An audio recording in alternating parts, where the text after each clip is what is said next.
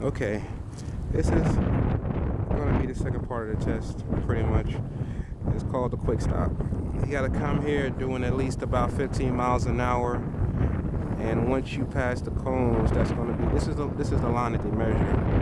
But once you pass the cones, and you see these blue spots, the blue spots. I'm sorry about this Ford truck in the way, but some dude thought to park right there.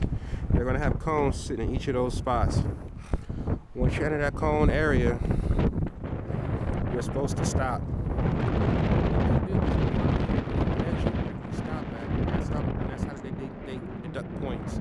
I think you get like 10 points in total.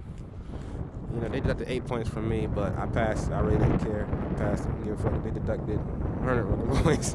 At least I passed a portion of the test. I don't care. And if you mess up, they make you do it again. If you look down, and you pretty much automatically fail. So don't look down. Practice this exercise on day 2. Day 2, you're gonna do this exercise right here. This is the quick stop. Day 2, you're gonna practice this. Get as much practice out of it as you can. Don't worry if you're getting enough practice time in, because on day 3, right after you come back from lunch, they're going to let you practice whatever portion of the test that you have problems with. So don't worry about it. But the quick stop is pretty much self-explanatory. I mean, pretty much what they're going to have you do is just stop the bike. I mean, it's all to it. They line you up by, that's how we say in the military, half a click. I'll show you where we lined up at.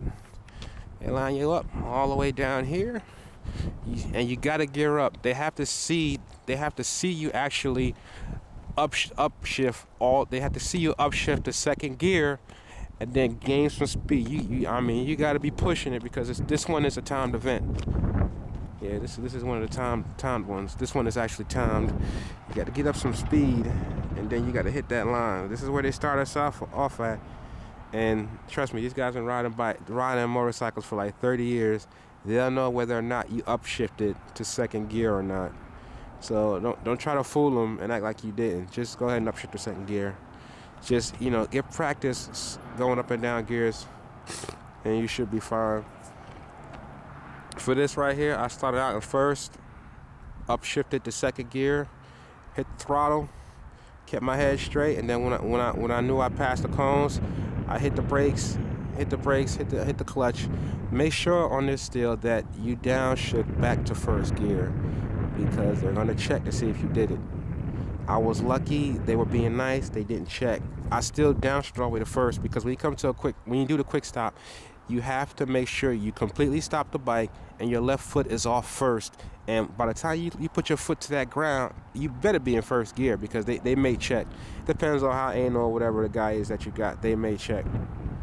But this right here is the second part of the test I took.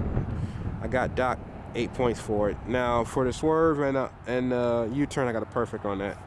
I'm that kind of guy. I'm really good. Yeah, you got to get an 80 on the test too, by the way. You got to get an 80 on both tests, the written and motorcycle portion. Now we're going to go to the last part of the test, which is called cornering.